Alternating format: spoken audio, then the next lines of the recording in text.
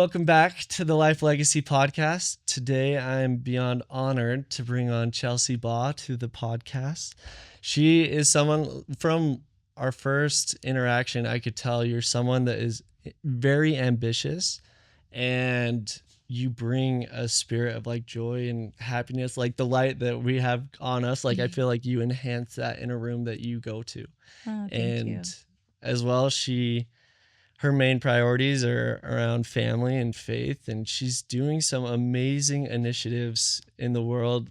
Her and her husband, Chelsea Baugh, are pushing, the status quo of what you can do, and in leadership and helping and giving back. And so I'm just beyond honored to get to bring you on, and thanks for being here. Thanks, Jackson. Yeah, honored to be here. Yeah.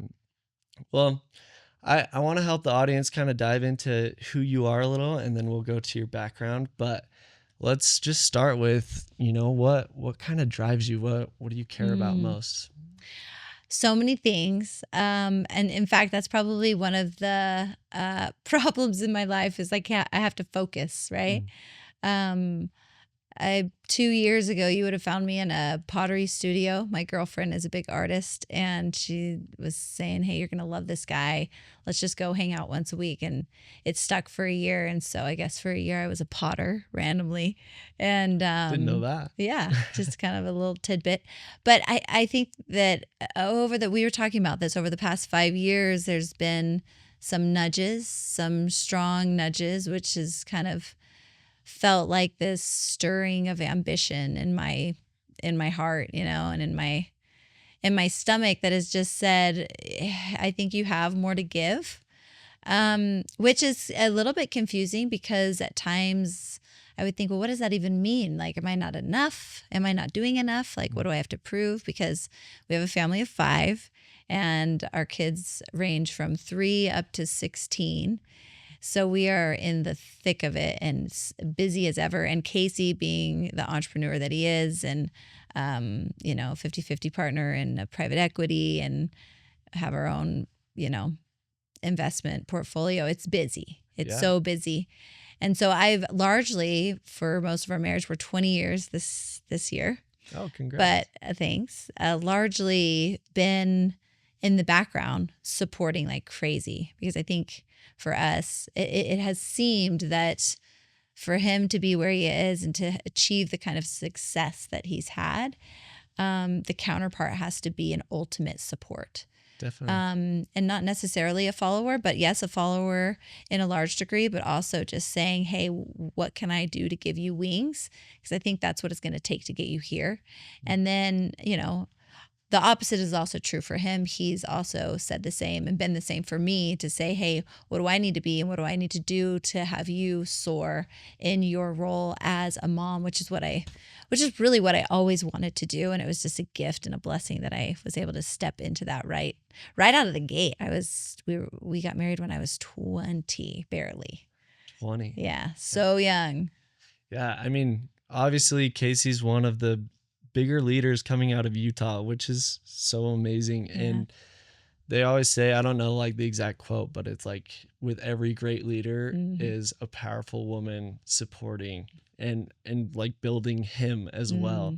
And talking with Casey, he's talked about how important your role of who you are has been in his world. And so it's like, you don't get Chelsea Baugh without Chelsea, and for example, you guys just barely invested and created the UVU Institute, right, the Entrepreneurship Institute, that came from where? I'm curious to learn a little bit about it. Yeah, that's really exciting. So a guy named Seth is leading it out. He's the director there, and he is amazing and did a bunch of studies throughout the States at different universities. I think did some of his own schooling at Oxford. I could be wrong, but he's well qualified, and he has taken best practices from these different institutions and said, how can we bring an entrepreneurship institute here to Utah Valley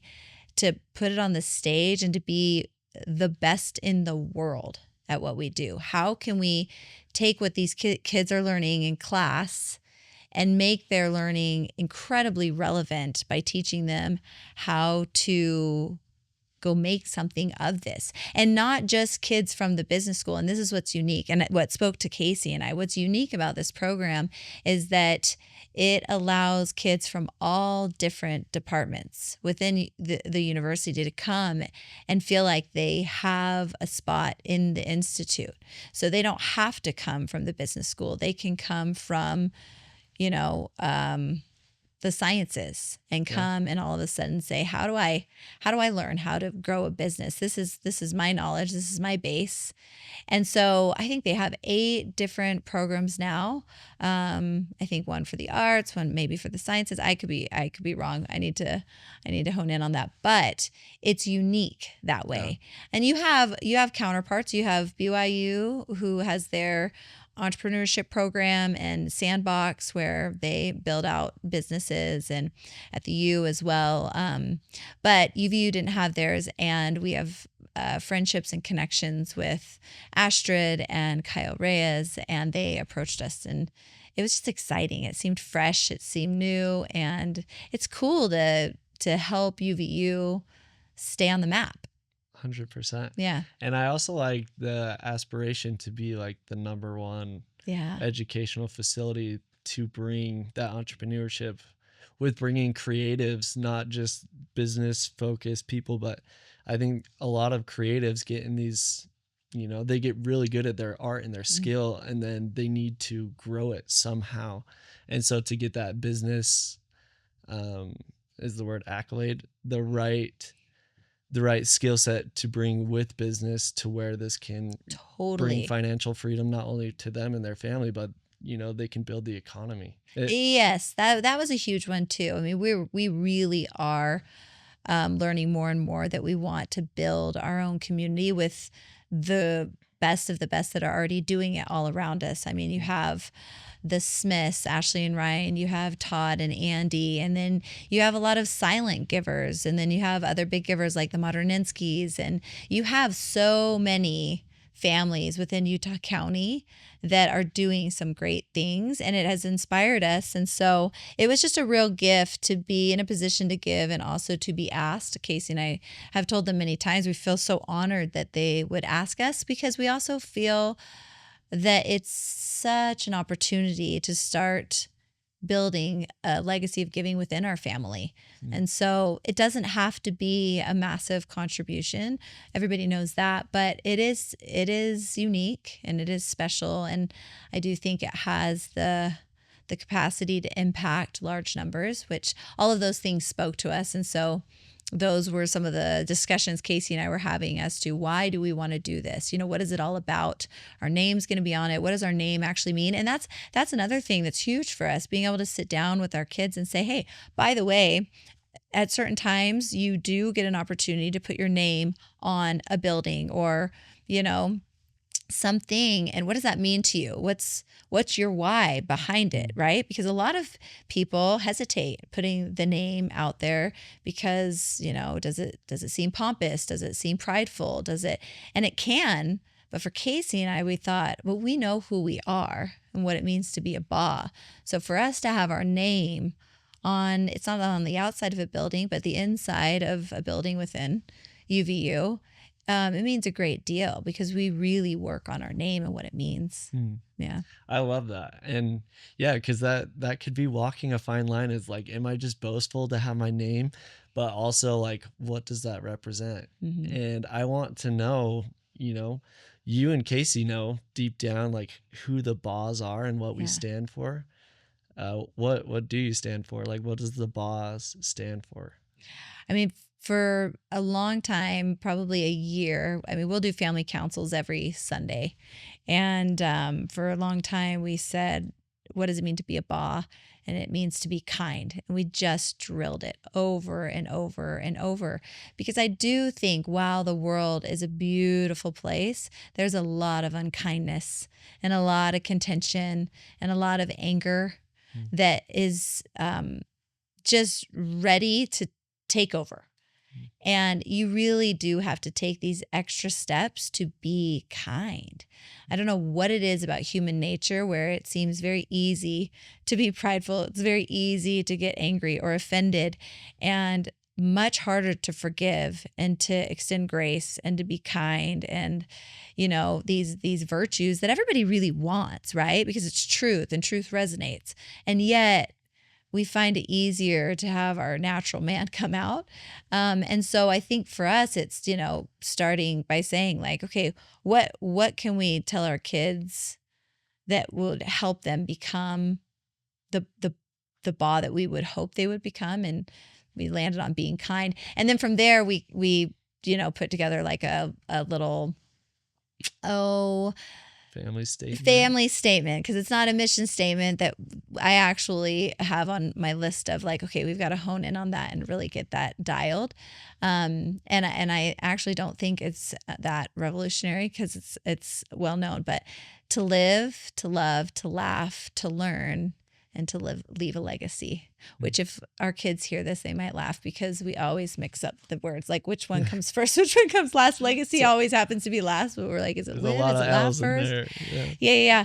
And then we just constantly go back to that and ask, what does it mean to live? What does it mean to laugh? What does it mean to love? And, kindness is wrapped into that. Faith is wrapped into that. And, all of these virtues and these principles and these values. So it works for us, and it's, a nice little catchy family statement. Yeah.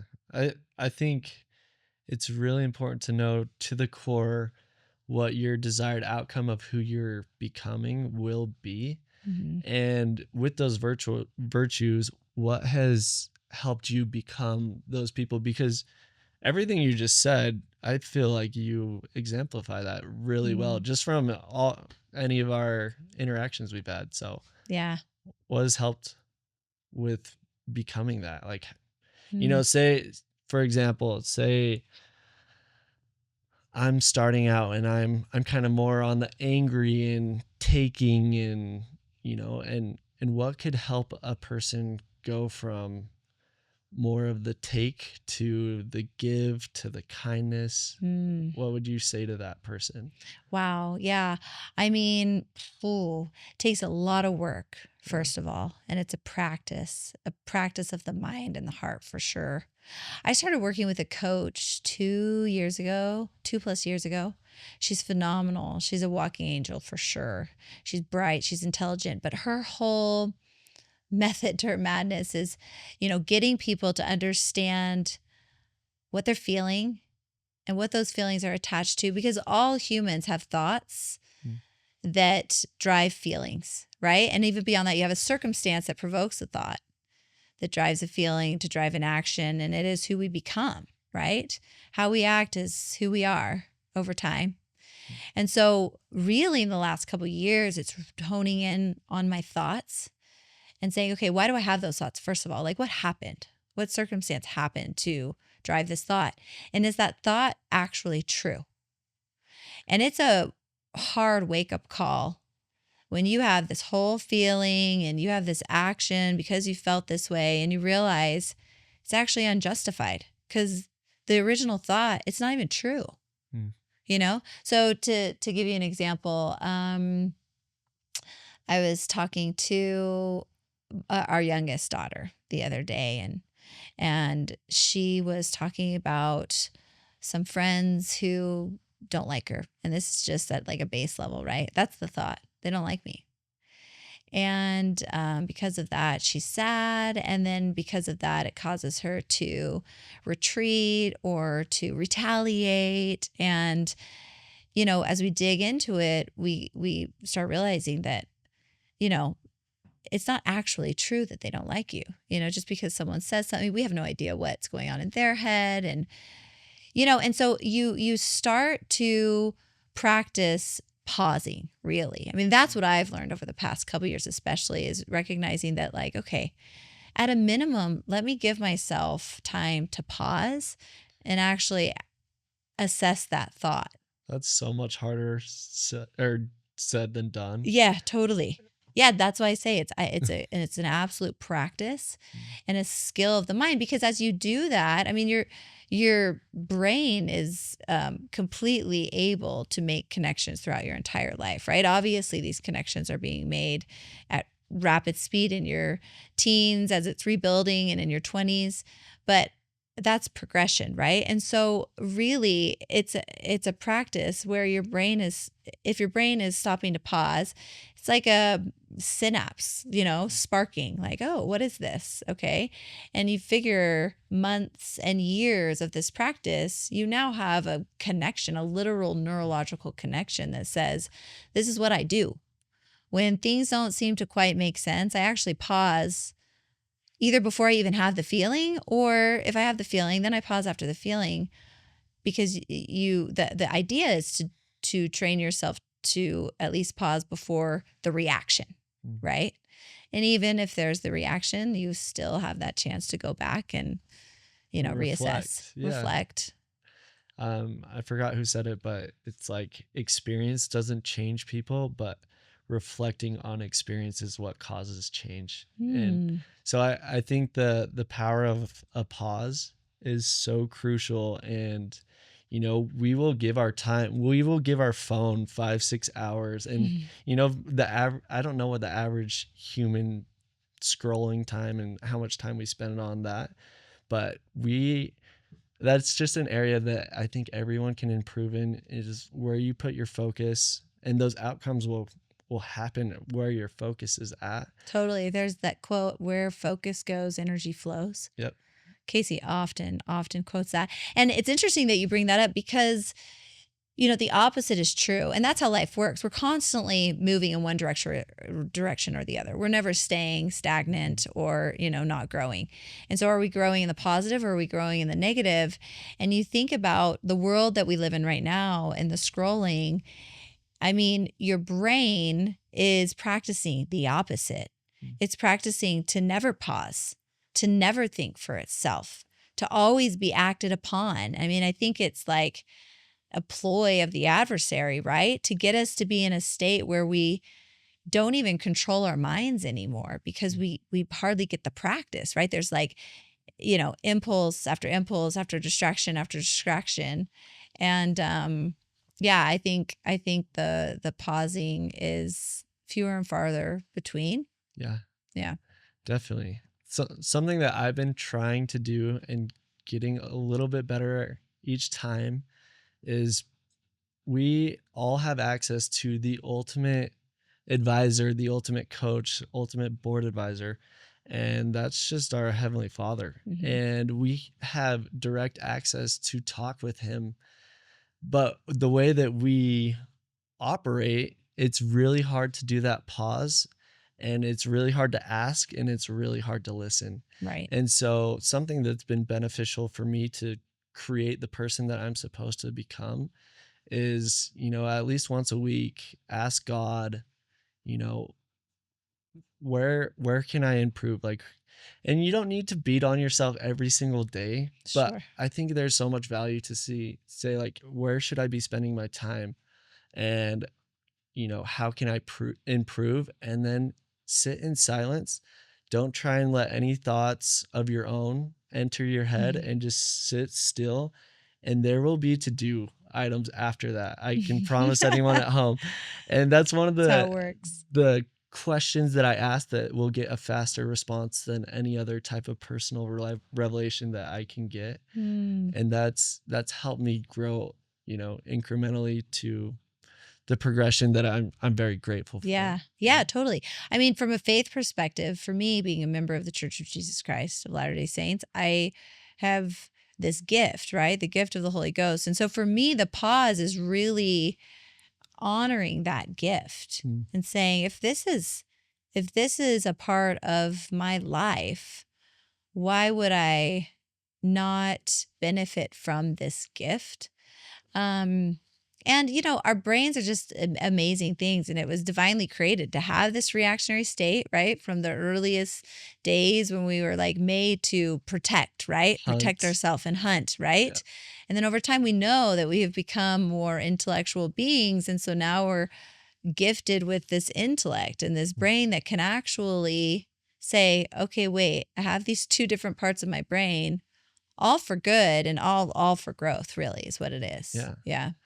Something hard with that is with that old mindset, we don't need to utilize like 90% of that system that we're systemized to. And we need to break that old system to realize like you don't need to live in fight or flight, And I think there's a big talking point around being overstressed, a lot of anxiety, Yes. and those panics of like what to do next. And I think the more that we can tap into altering that with growing our mindsets, like what you were saying of what's possible and what you guys are accomplishing. And it's cool. I also want to say, like, from someone that has looked up to Casey and your family, it's a solid example. And I know that can weigh as well to be exemplary to other people, but you guys have done a phenomenal job. And so thank you. Oh, and thank you. As long as I get an opportunity, I want to tell you that. And Thanks. so, but let's go to your journey and kind of paint a picture of what your life was like growing up. I loved my life growing up. It was so idyllic in my mind. So my parents, my dad's a true blue Texan, and my mom, she ended up in Texas, and that's how they met. I have an older sister, 18 months older, myself, and then a younger sister and a younger brother. And we grew up in Houston, Texas, north of Houston. Houston's huge. I always say Houston. They are all still there in Houston. In fact, we're going back next week. My dad just finished or will be finishing his radiation treatments for prostate cancer. And so that's kind of the family they built. Like, if we have these moments, we're going to be there and we're going to go support and we're going to show up for each other. I always felt that growing up. My religion was a huge part of our life growing up, starting when I was, a baby. My dad grew up somewhat religious, in the Methodist faith. And then my mom, she was baptized a member of the Church of Jesus Christ, but she was inactive mostly through her teens. And so anyway, they reactivated and we were baptized and sealed as a family when I was 5. And lived in what caused that reactivation? Sister missionaries. Oh, cool. Yeah, knocked on their doors and Shout their out door. Sister missionaries. I know.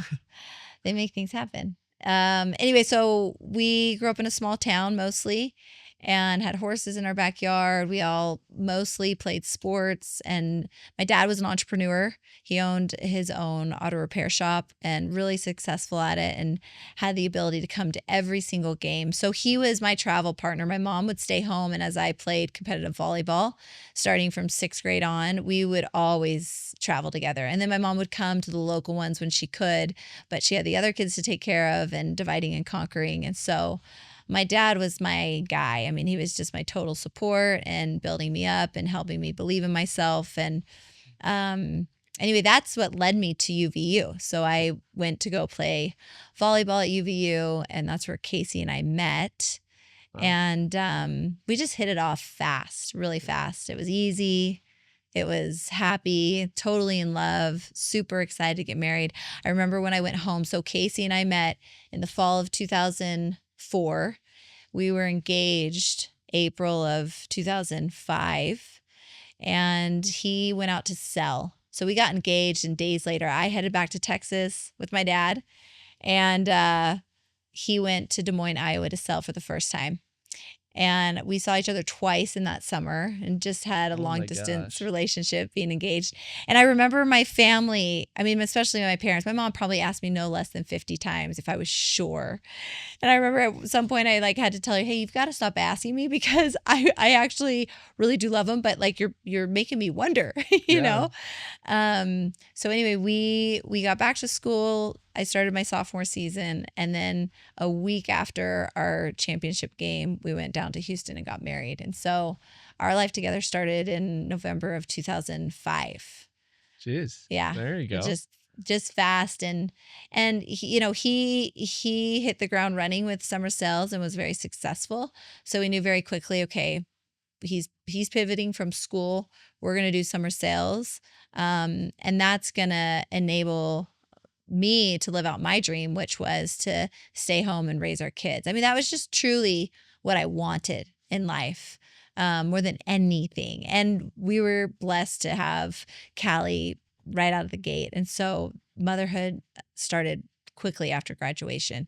So how old were you when you had Callie? 23. 23. Yeah. Graduated in 2008 and she was born fall of 2008. Oh. Yeah. And what does that do to your world? Because that's the world you've been wanting. Yeah. But I feel like it's a bigger, life alteration than people expect. Yeah. I only knew what I knew, which was my mom's example. So growing up, my mom stayed at home with us. She later went back to work when my two younger siblings were going through high school.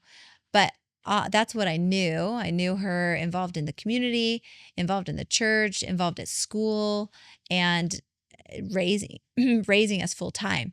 So that was my model, and it just resonated with my heart. I knew that's what I wanted to do. So for me, because I had such a stellar example, and she's always been present in my life, it wasn't too hard of a transition until 2 years in. We had Ava at this point, the summer of 2010. And then fast forward to the fall, we started to see signs in Callie that weren't following proper development at her age. And so by January, after going through a slew of, an audiologist, the pediatrician, asking questions like, why isn't she talking? Why does she seem a little bit withdrawn? And then January of 2011, she was diagnosed with autism. So that was the first time in my life, really, that I can remember being thrown into a world I knew nothing about, which is very scary. And so it was trying to digest that. But it's interesting when life pivots and pivots in a dramatic way. Time is so unforgiving and also very forgiving, but unforgiving in that it just clips on. It doesn't slow down for you to process. It doesn't speed up so you can just get through it and then move on. It just clips like it always does. And so then you're like, well, I'm dealing with this thing, but then I also wake up and, I have to like brush my teeth and do the normal stuff and, do stop. Life. Yeah.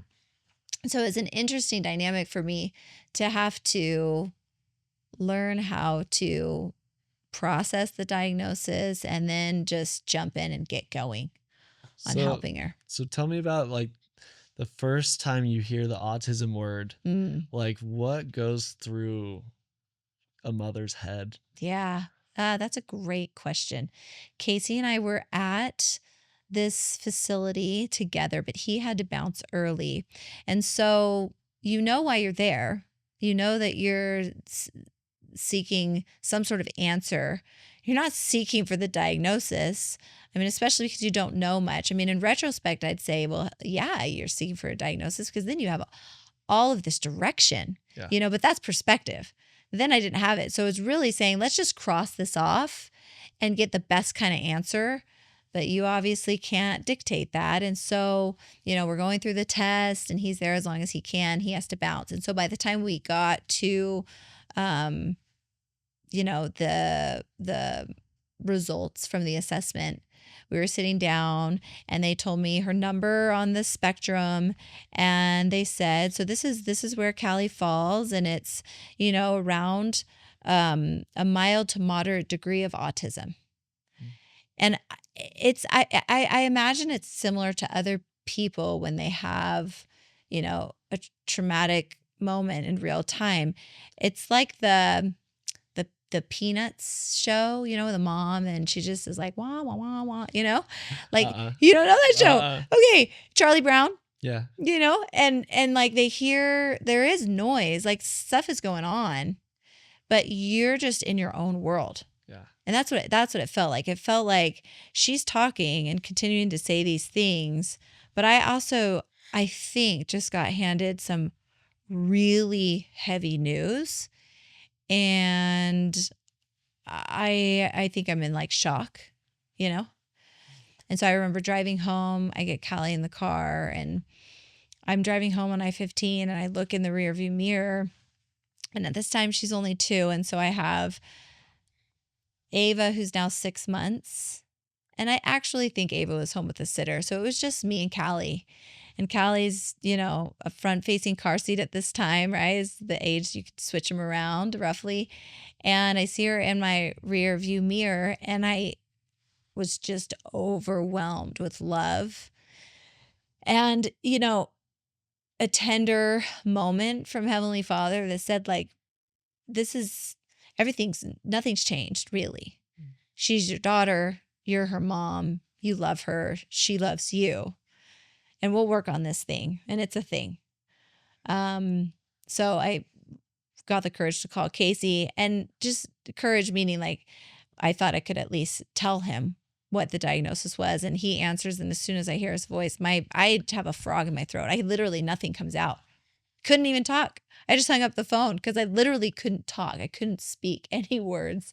So I text him, hey, meet me at the house. And so we meet at the house. And yeah, there are these moments that you'll just vividly remember. I remember where he was sitting, where I was sitting, and he was just quiet. And you could tell he was just processing it.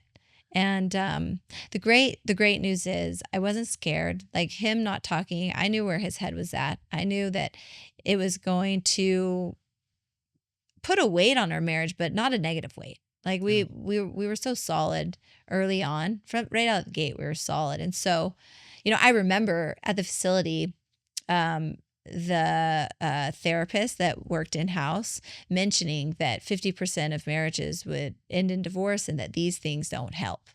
Yeah. That diagnoses like this don't help. But I didn't even let it faze me. I thought like, well, great. We'll be on the 50% that stays. Obviously, yeah. This is just how we work. So that was a gift, a total gift to be able to move forward with our marriage being solid. So in that interaction with Casey, he's kind of sitting there silent and he's processing it. Do you remember what he communicated after? Mm-mm. Really? Mm-mm. It was just like... Yeah, I actually can't. I can't remember. But my younger sister, Sydney, called me, just a month or less prior to that. And she was the one that said, hey, she called me, and I'll never forget this call. She said, I'll regret it for the rest of my life if I don't tell you this. I'm like, okay. What is it? That's a mic drop before. That's a mic drop. That's right. And anyway, she was taking... she was getting her master's in something, and they were taking a childhood development class, and they were going over autism, specifically talking about early intervention.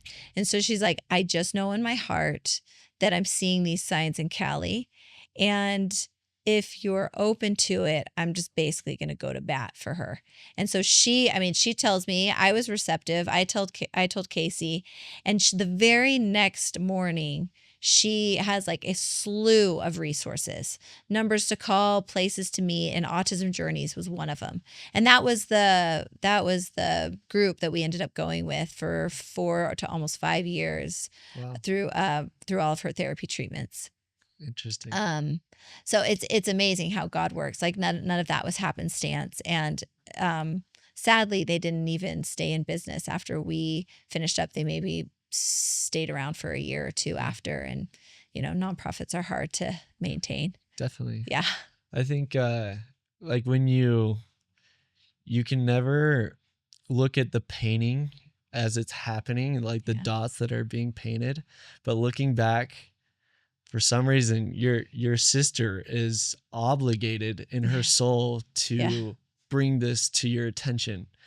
And then you get some traumatic news in your life, and you have that little moment that God lets you into the beauty that everything is going to be okay. I just feel like, and I've seen it in my own world so often, when hardship, like when life purpose is happening, where you're supposed to go through your hard trials, like that picture of Jesus's hand, like it's real. He reaches when you need it. Yeah. And I think that's visible sometimes in the moments, right? But Yeah. majority of the time, like it takes years after to understand how impactful these minuscule handholds are. Totally. Totally. And you really only get anywhere though if, you reach up as well. Greg Olson is an artist and he has this beautiful painting of Christ and this little girl, and there's a stream beside them. And, the water's rushing enough that you could tell that if someone wasn't there to help, that this little toddler would probably be in some trouble. And Greg Olson said that if you paid attention to the painting and looked close enough, you'd notice that while Jesus is there ready to hold and to help, the little girl has her foot on a rock, indicating that she's taking the step to meet him. And I mean, in that moment, and then in subsequent moments since we've gone on in our marriage and in our life, I've recognized, oh wow, the hand's always there, right? But where is my step, and how quick is my step? Interesting. No, that's amazing. I remember I would always articulate what God is the same yesterday, today, and forever, and He's like your solid rock. And then it's us that wavers closer, and when you strive to be closer with Him, you're going to feel His love and His miracles and His blessings a lot more. That's right. And so, like, to put that into a business standpoint, it's like, for example, say you're an employee and there's another employee and you have worked 50 hours this week and this other employee has worked 5 hours that week. There's going to be different compensation. And the more you're willing to act in faith and put in those hours, God will show more compensation. Yeah. That's my belief. Yeah, I love that. Yeah. Yeah, that's a good parallel. So let's hear, I also, you talked about the Holy Ghost, how it's that guide, how your sister got that push. And you've talked about feeling a couple little nudges to, that you need to do more. Do you have any specific moments with those nudges that were like, okay, oh yeah, this is big? Yeah. My girlfriend, Emily, her sister, Liz Darger, she was finishing her PhD.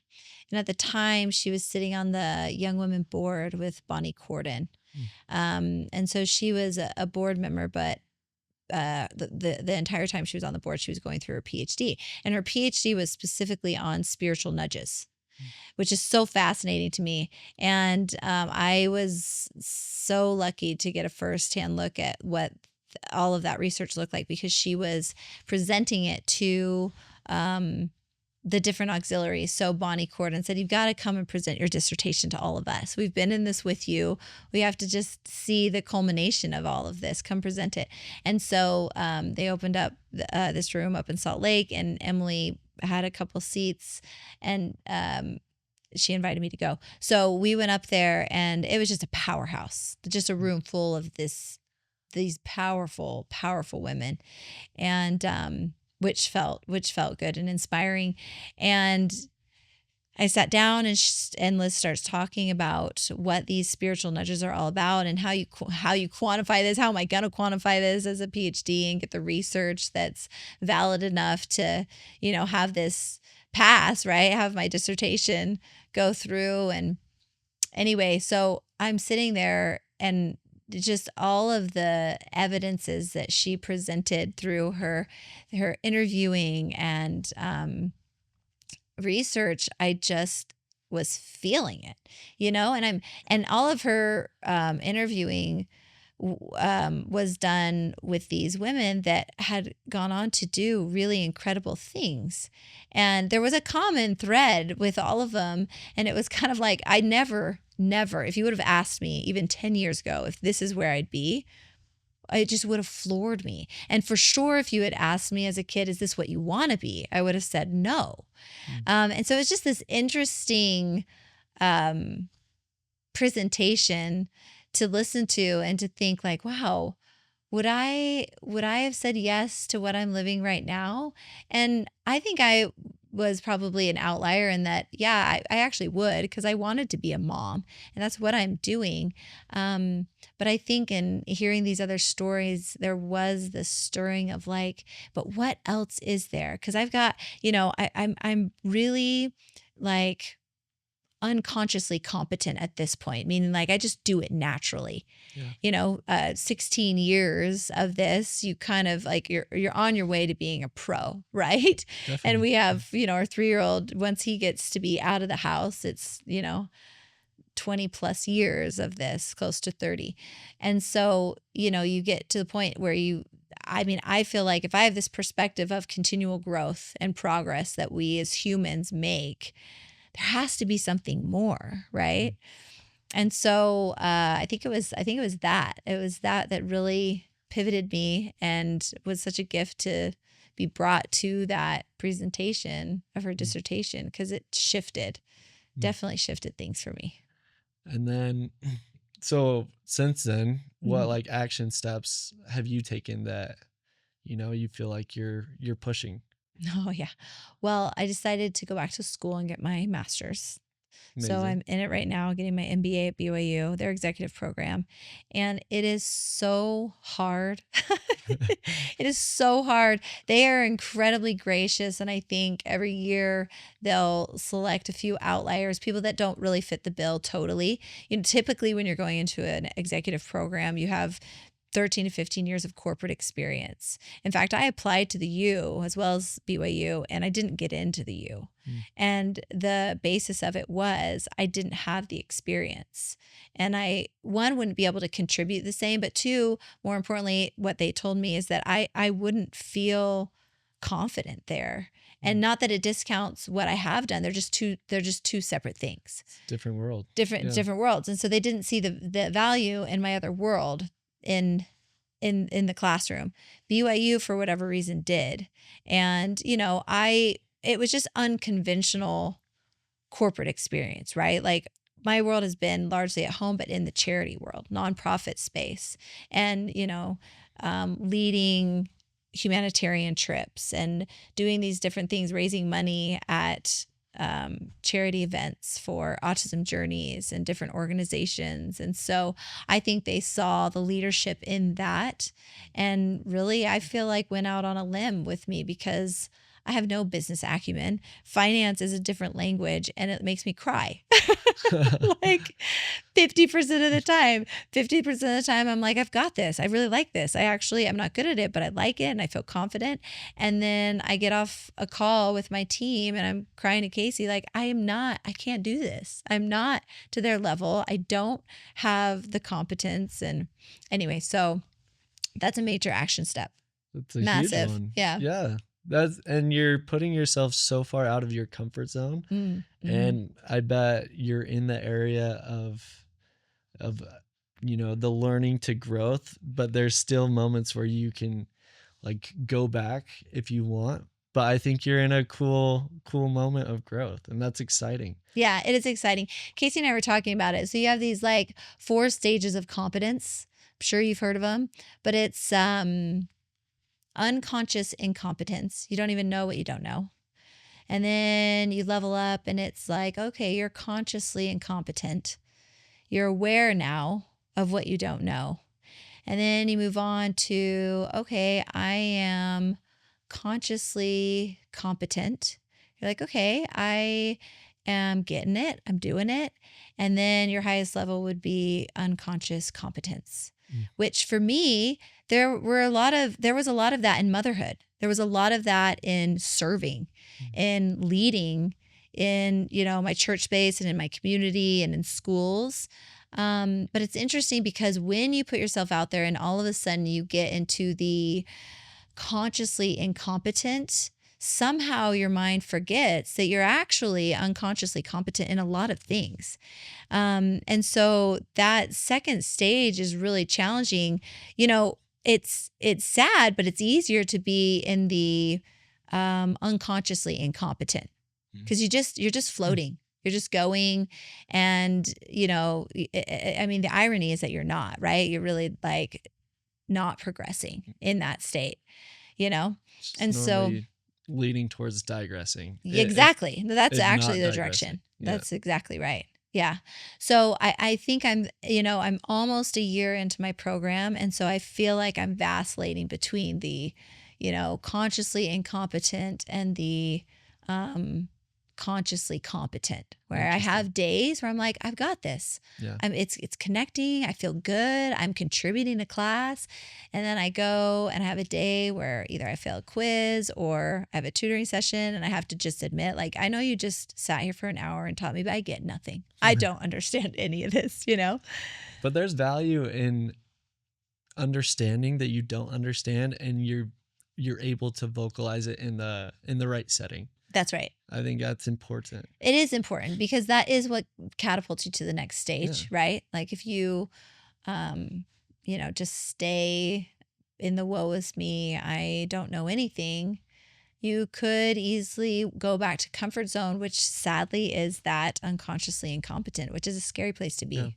Yeah. Definitely. I'm thinking of when I was in school, I took my first accounting class and I went in where I was like, what Chinese am I learning right now? Totally. And I had a best friend and I where we've always been a little bit like hungry in the aspects of learning, growing, progressing, all that stuff. And I just remember we would look at each other like, what is going on? But I told him, I was like, hey, there's no reason that we shouldn't be like Harvard students. Like we can do this. And I started putting it in my mind. Yeah. Not boastfully, but in my mind, Sure. I was like, I am the best accounting student in this class. But that helped me take steps where I went to the accounting tutors all the time. And slowly I went from probably one of the worst to people would be asking my friend and I these questions. Wow. And we could Wow. answer it properly. Yeah. And so I think the leader or staircase to competency, like it's really cool to hit both sides and start one end and end up near or on the other side of it. Yeah. It feels good. Yeah. The stretching doesn't feel so good, but you get it. Yeah. Yeah. I think it's anything valuable in life though. Yeah. Like anything valuable in life, there is going to have sacrifice. Sure. And if you're not willing to sacrifice, like you don't get the valuable upside of whatever you're wanting to achieve. Yeah, that's true for sure. And so going back to your life, you have Callie, you're going through that. Any specific pivotal moments that were important to your journey that, taught you a lot? Yeah, I mean, when I was in college, so Casey and I were married, but I had a coach who was pivotal in my life. His name's Sam Atoa. And he's been there now almost 35 years, or maybe it's actually 35 years, longest time. And he decided he wanted to take us back to his home in Samoa and do a humanitarian trip. And to that point, my world of service had been beautiful, but very small. Like I said, my parents served in the community. They served in the church. They served in the schools. My dad was on the school board for many, many years, unpaid. It's, unpaid service. And my mom was always leading in the church and in our home and in the school. So I think service has been in my blood, but Sam gave us an opportunity to serve in a unique way internationally, raise money for it, go serve in a hospital, and really see a cultural difference. And so it was all of these things that I had never experienced before. And anyway, it just, for me, it tattooed my soul. And then Vivint had their charity arm. And so we would go on humanitarian trips with them as well. And so I would say that was another huge gift in my life to be able to experience those things. And then over time, as Casey transitioned from Vivint, saying, well, what now? Because we're not going to piggyback on their trips. Okay, let's just go lead out on our own. And I remember the first time I did it, and we've only done it 3 or 4 times now, but the first time was, okay, let's go and let's partner with this organization. And then they laid out their different locations. I said, okay, let's go to Merida, Mexico. That seems pretty price-wise feasible. We can get a lot of people there. And she's like, well, how many people do you think you can get? I'm like, I don't know, 100, and just threw it out there. And then after the fact, realizing what you said, I'm like, 100 people. I've never done a trip before. I have no idea with what I'm doing. And I know we're partnering, but I mean, ultimately, they're just believing in what I say. Can I even do this? Can I actually lead out? And so there were many times, I mean, tears again. I remember one time being in our bedroom and I'm like, Casey, I feel like a fool. I've told all these people the price is actually now increasing. I'm embarrassed. Now they have to pay more. Now what if they don't come? Then we don't hit our numbers. Spiraling. You know what we do. And wanted to give up so bad. And Casey actually was great. He's like, listen, I'm proud of you either way. You can pull the plug. We're okay. We can try again. And I don't know what it was, but when he said that, I just thought that's unacceptable. Like I can't pull the plug. I've gone too far. And also I think I can do this. Anyway, it ended up being the most amazing trip, 100+ people. We went and served the people of Merida and we built kitchens and, you know, built up different parts of their community. And it was a cultural experience. It was all those things that I had experienced that I wanted in a trip. And it, you know, it had its pitfalls and hiccups and all of that. But overall, it was the thing that said like, oh, this is a part of who you are. And giving back is in your blood. Yeah. That's so cool. I also like the part where it's like, whenever you're doing anything big, there's going to always be those pitfalls, and you need to accept perfectionism isn't valuable when you're doing things at scale. Like And that's powerful. there's going to be failure along the way, and that's part of anything that matters. Like I was stating Okay, a what were little you earlier. saying? What were you saying? Perfectionism isn't possible Let's see. with scale.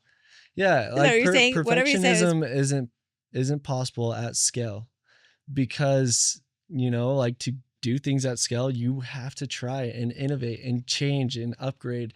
And That's with right. changing, upgrading, sometimes the upgrade is not an upgrade and you need to pivot a different way, you know? That's right. But I also really like that it sounds like your gut check Mm. tells you that you can do more, which I feel like is normally that's not the case with a lot of people, but you've instilled so much confidence. You've seen, you know, fruits of people being confident, and you've been able to embed that.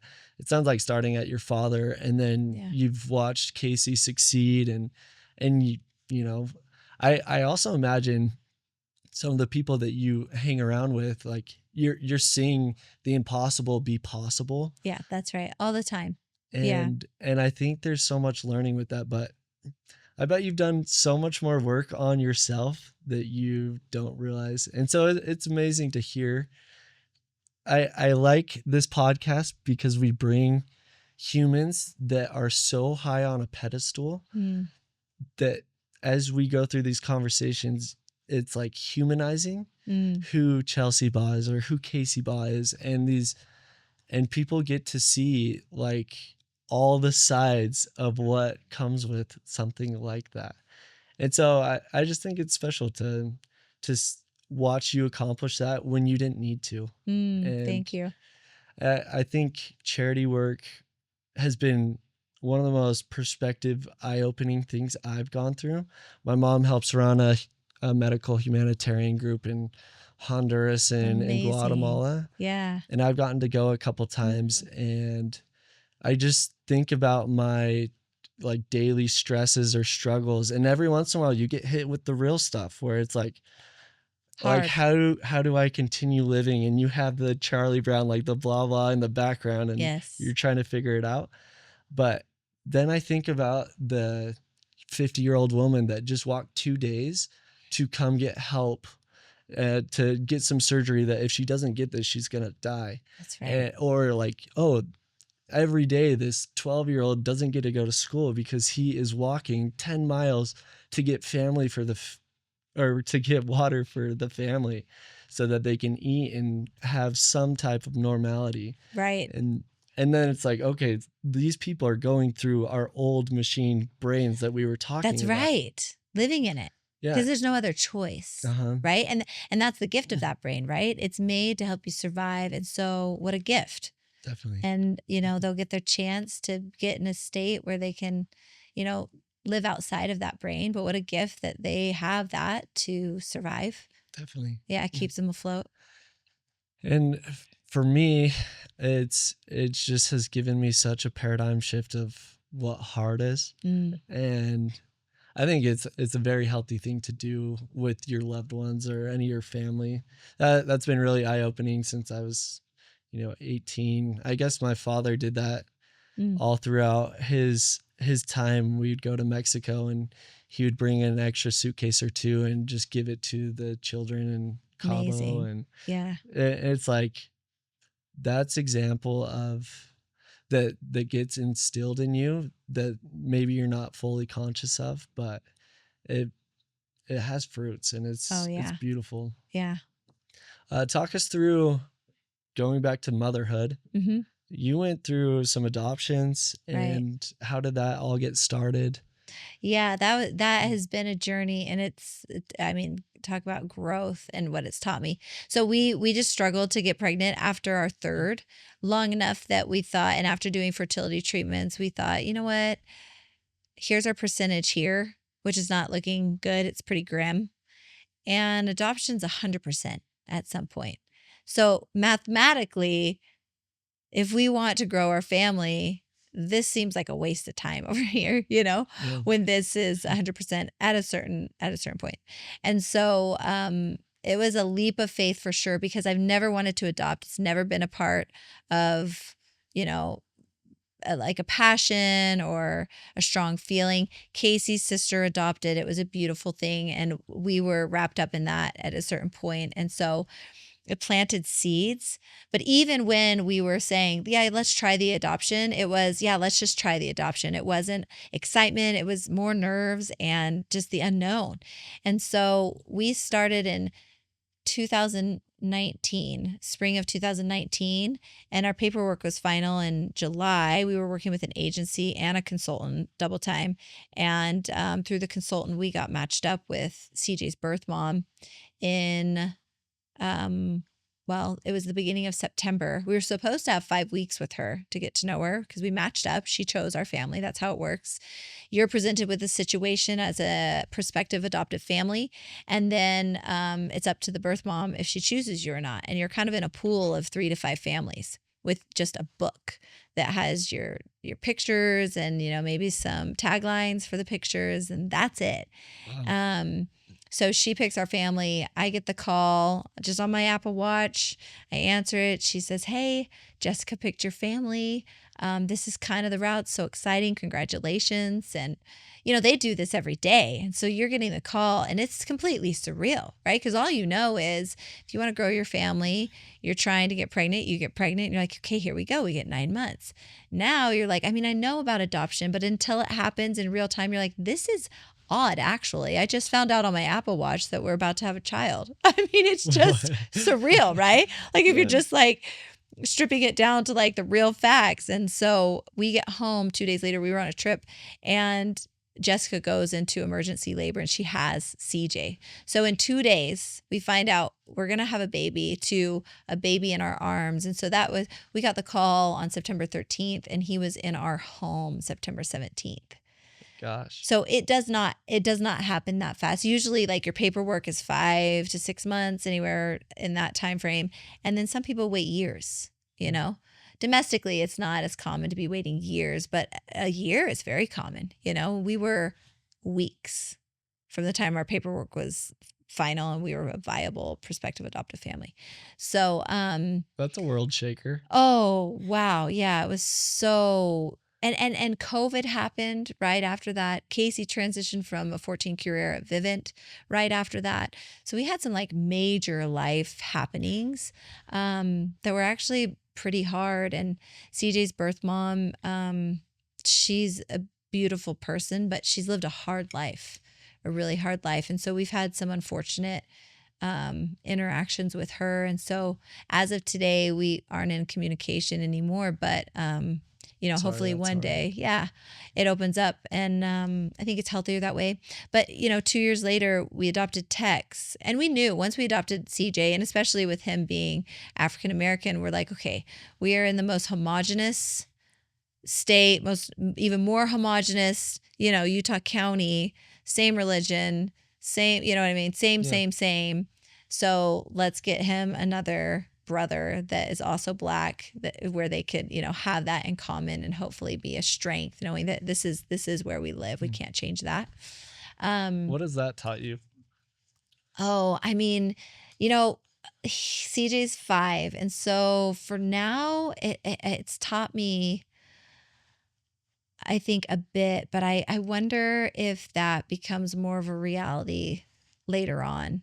Just, their background and their race and, what that carries and what it means. And where are they from? CJ's birth mom's from East St. Louis, Illinois. Okay. And Tex's birth mom is from Arizona. Really, when we adopted Tex, she had only been there for a handful of months. She's from Georgia. And both from rough ends of town. I mean, Jessica's is like as rough as it gets, shots carrying out every night and death here and there and everywhere and gangs and all that. And then Brianna was raised by a handful of really outstanding grandparents, and she found stability at a certain point. I mean, relative to her circumstance, right? If it was relative to my circumstance, no, It'd be a little different. It would be a little different. And so she's just a hero. She's truly one of my heroes. And we talk all the time. I wish I had the capacity to talk to her more, but she's remarkable. Yeah. That's cool. Yeah. And so now that's been going for 5 years. That's an exciting part of the journey. Yeah. We talked about one of, your harder moments with Callie. Yeah. Has there been any real refiner's fire moments other than that you've, that have hit core? Yeah. I mean, honestly, I think after adopting CJ, I fell into a little bit of a slump and maybe even depression, if you will. Never had to like seek medication, but it got to the point where it really was like, hey, what am I doing in my life? Like, what does this all mean? I know deep down in my core, motherhood is my number one, and I'm good at it and I love it. But also seems like it means nothing to the world. And that's actually a really hard dichotomy. It's interesting. To live in. And so I think that was the first time where I started taking a look at like, what does this mean? And how do I make an impact outside the home? Because I see value in that. Some women might not. And if the value is strictly in the home, I think that's beautiful and amazing. And if they feel confident there, that's where they need to be. But there was something that kept, pushing me. But until I got there was a time where it was really rough and I felt worthless. I felt like, I get no recognition at home. I mean, sure, I get recognition all day long by Casey. He is an amazing support, but your kids are never going to give you recognition. And we were just entering into teenagehood, right? Yeah. So then it gets into the negatives. I mean, you don't feel significant. You can't see where you're doing good. And so it feels like it's a completely thankless job. And somehow the recognition from the outside, for me, it was not sticking. I could hear all day long from Casey and my mom and, anyone else who I admire say like, you're doing a great job. I can't believe what you do. And I would in one ear, out the other, And so that transition from, starting to have those thoughts and feeling low and actually having some like panic attacks. COVID happened. Like I said, the adoption was so fast that it threw me into a whirlwind of survival for so long that I think my body finally said like, I think you're at max capacity. And sometimes this is how it manifests and we're not doing okay, But, you look back and perspective will say that it was the greatest gift because it helped me to refocus and recalibrate and recognize that what I had is extremely significant and enormous recognition there. Maybe it doesn't come in, the first 20 years, right? But Yeah. perspective from my own life will tell me that, like, yes, it does come because the way that I see my mom and who she is. I mean, she's just an absolute hero of mine. And my dad and what they did and what they sacrificed. And you realize, like, okay, this is the long game. Yeah. Momhood is the long game. And we'll get it someday as long as, we're building the relationship the way that it needs to be. I think the people we love most are sometimes the people we treat the worst. Yeah. And in my life, my parents were going through a divorce when I was in 8th grade. Oh. And there wasn't a lot of clarity of all the reasoning. And, I just had a time where I would totally take it out on my mom. Mm-hmm. And a little bit later, I learned, my mom was probably the last person that deserved anything hard in that time. And now I do these meditations where I like look to the future and I visualize the most important, exciting, and things that I'll be most grateful for in my life. And one of them, I always see my mom. It's kind of sad, but she's like near her deathbed and she just like looks up and says, "I'm proud of you." And every time it makes me cry. And like the value of motherhood, even if there's like not a monetary or anything like that, like the true value of motherhood is like the earth wouldn't function without motherhood. And so I hope you had that recognition that it's like beyond important. But in my own life, like my mom's the walking angel that I get to have fun with. And I looked back on my last year, and one of my favorite things that I learned when I was reflecting was that what gave me a lot of happiness and purpose outside of work was every once in a while I'd go meet up with my mom and do like a little hike or go play pickleball with her. She loves pickleball and she's pretty good. I used to teach pickleball, a random weird thing, but so when we get together, I didn't realize how much I actually value that. And so like, but in my mom's eyes, for a lot of years, pretty much from 12 to 18, she probably thought I did not like her. And, yeah, likely. Yeah. And so just keep chugging through. Thanks. It's helpful to hear. I mean, anytime you can hear that, like from a solid perspective is helpful. Yeah. Yeah. For you, like you have some charity events going on. What kind of charity stuff are you currently doing? Because it sounds like your hands in a bunch of things right now. And we were talking earlier, like you're balancing a lot of stuff. Yeah. I think you go through that. I think you have to sift and you have to, figure out, okay, what are my big rocks and what is too much? And, and so it takes some time. So family, school, charity, and some other things. But, the Entrepreneurship Institute is interesting because I think at this point moving forward, it's really helping to promote it and raise more money for it, and to just be big proponents of it. But right now, our family foundation it's very new. But I think that what we're landing on is, like I mentioned previously, really getting in locally and helping Utah become its best self, and riding on the coattails of these others who have really paved the way. Right now, I think it feels really great to create these strategic partnerships. I don't feel a need to go and create my own thing, but to get out there and recognize what is already going and figure out what resonates. So the young caring for our young. What's that? And then put some gasoline. Totally. Totally. Cool.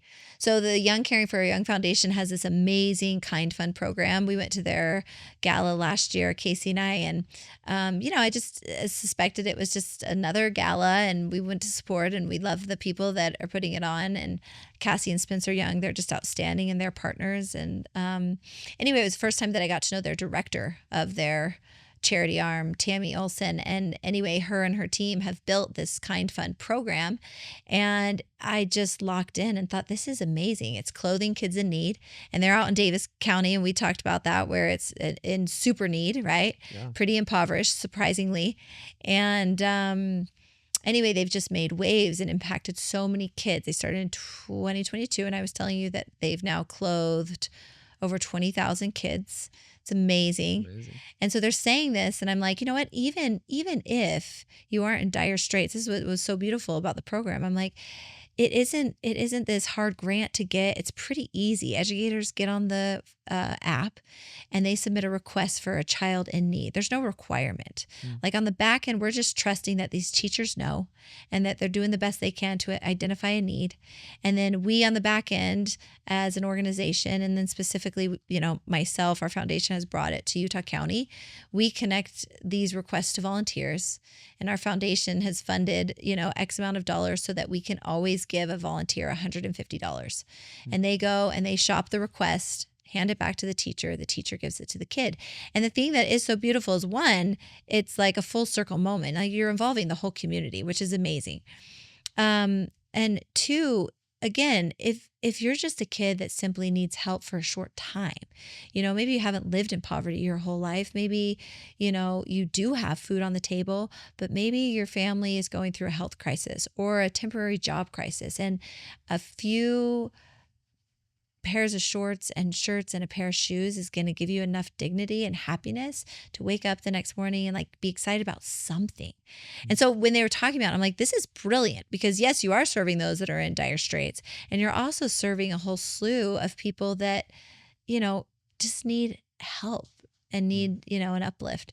So anyway, that would be our number one right now, that we're trying to partner with the Young Caring for Our Young. And I'm a part of a women's giving circle that's just getting up and running, and we're going to do some really cool things in the state. So nice. Yeah, it's enjoyable, to say the least. Yeah. I think being proactive and giving, that's definitely a Baugh thing that the community has been learning about. So you said you're about to go visit your dad, who's in finishing radiation. Yeah. What's that been like? He was diagnosed with prostate cancer 7 years ago, I believe. And then they took it out and it came back. And so we knew it came back about a year or so ago.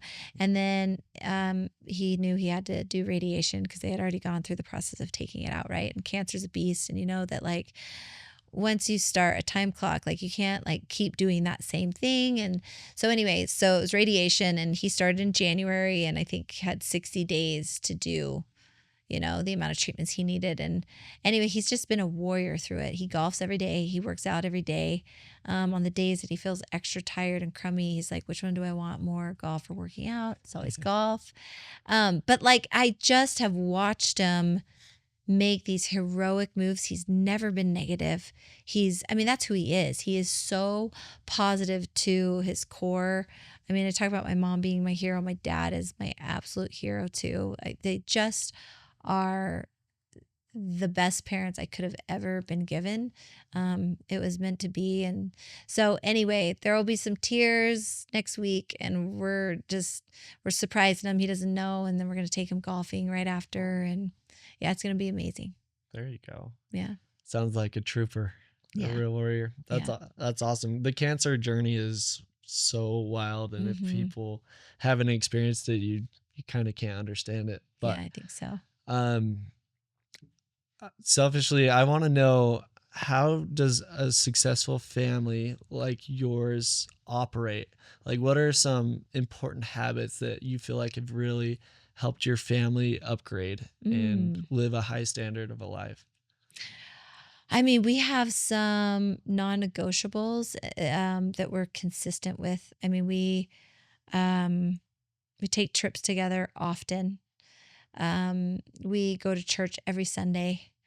We do a family council every Sunday. And I don't know that they learn anything, but I know they're learning subconsciously consistency, and that we want to make a family that's really great. Um, and, you know, more and more, I'm hearing this mantra to just love, especially from these couples that we look up to and we admire that are 10 and 15 years ahead of us, 20 years ahead of us. And now that we're getting into these teenage years that are a little bit harder and you can't control anymore. You can control so much as toddlers, like even today before I came here, I'm like, oh, CJ, you're going to sleep. Yeah, sleep. And he sleeps, It doesn't always work out that way, but relatively, like they just do what you say. And then you get these teens, you're like, they don't do what we say anymore. And they make choices that you wouldn't make. And you start to worry and you start to fret, and just hearing more and more that like you have to love. Steve Young came out with his book, The Law of Love. Have you read it? I haven't read it. It's phenomenal. And, he just talks about this life of perpetuity and the long view, and realizing that love is the thing that makes it perpetual. It's the power that makes it go. And I think I would probably say that to end it, that would be it for our family. That, to live, to love, to laugh, to learn, to leave a legacy. And that love component, you just, you can't discount it. Yeah, definitely. Yeah. With your Life Legacy, like the company where we capture people's lives and their stories, it's typically, the kids will talk about their parents, and then we're telling the parents' full life story. But the things that always stand out are when it's when the parents are consistent in whatever their action is. That's when it becomes really significant. You can talk and you can say, do this or do that, but when they show up and do those consistent acts, like what you do every Sunday, it's like those are the things that really do hit the subconscious and make a lasting impact. Yeah, that's true. The quote, what you do speaks so loudly, I cannot hear what you say. Yeah. I do love that. Yeah, it's a great one. So what does that Sunday meeting with the family look like? I need to record it. I need to have like a secret recording, because it's comical and it seems like it's completely worthless, if I'm being honest. We've made variations, we've pivoted, like, okay, how are we going to do it? And it always changes year to year, right? Because we live in an area where our church time changes. And so it's as early as 9 and as late as 1.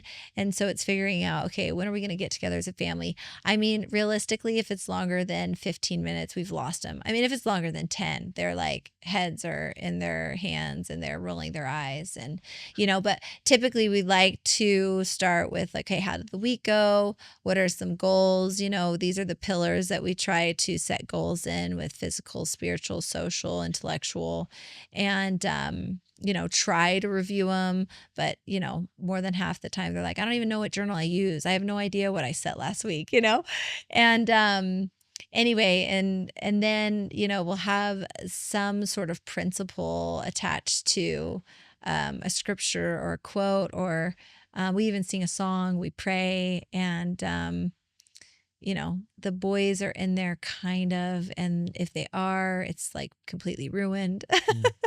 So it's complete chaos, but there just is something in me that says, I think staying consistent with this is really important. My family did it. It feels good to continue that tradition. Love it. Yeah, you're putting in the work. Yeah. Is there anything specific as we wrap up that you would like to share? Like what would you want to share from the mountaintops? You know what? I would carry the message from my girlfriend Liz to follow the nudges, to trust that you're being nudged to do something really great. And it's an abundant world. It's not a scarce world. It's hard to believe that the billions of us all could be truly remarkable, doing incredible things that impact greatly. But I truly believe that if we all put our hearts to it, we would all be doing incredibly impactful big, big, big things. And to trust that, the person next to you doing this big thing and the other person next to you doing that big thing doesn't mean that you can't. I mean, it goes back to that abundant mentality. But I've leaned into the word trust specifically. I have a little framed picture of the word trust in it that my girlfriend gave me. And I think it's changed my life to recognize that Heavenly Father has a bigger plan and he knows exactly what he's doing. And he's trusting me to make steps. And we'll see if this whole MBA thing is like a major pivot or just like a little bump in the road that was a good thing. And it just, sends me to the next thing. But just keep following those nudges. Yeah, I think that's super crucial. And with what you said in that abundance, my favorite scripture moment in scriptures is Jesus. He gives this invitation. And I think it's the greatest gift that we can have to recognize that we can do anything. And he's talking about, like, don't worry about what to wear or what to eat or what to drink. Your Heavenly Father knows all these things, saying like whatever is occupying and stressing you out, like everything that you need, Heavenly Father knows that you need these things. And then he makes the promise, and this was my life game changer for me, was the promise is seek God and his righteousness first, and all these things will be added unto you.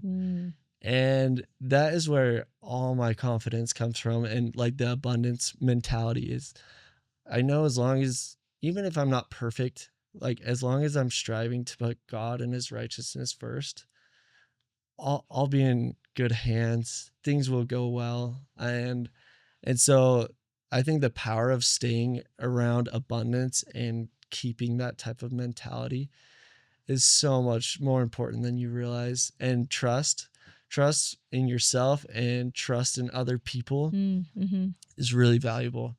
And to wrap up completely, say it's, the days come where it's your funeral, and what do you want to be remembered for? What's the legacy, not only of the Baugh family, but of Chelsea? I probably would say to have people echo what you said at the beginning, to hear you say that there was a light and that I bring a happiness or a joy to somebody. I think that's probably what it's all about. Well, I love it. And I mean, that means you're doing a good job of what you want with your legacy, because we haven't had a bunch of interactions together, but that's been what I've felt every time. And so when I've seen you, I'm like, I want to go talk to Chelsea. So gracious of you. Yeah. And thank you for coming on today. Everyone at home, there's so many gems in this. And so you bring so much value to the world, just showing up and being yourself and trying your best. And so thank you for all that you're doing, not only as an amazing mother, but you're shooting your shot at a lot of different things and bringing a lot of good. So thank you for coming on, and thank you. Thanks for the invite. Yeah. And everyone at home, much love. And where can everyone find you, Chelsea? I'm kind of private. I have an Instagram account that I think is still private. I don't know that it's even public. And working on my LinkedIn, actually. So probably mostly social media. Okay. Yeah. Social media, Chelsea Baugh. That's right. Well, we love you at home. If there's ever anything of where we can add value, anything specific that you want to hear or learn from, let us know. But we love you all, and that is a podcast. Thanks, Chelsea. Thank you.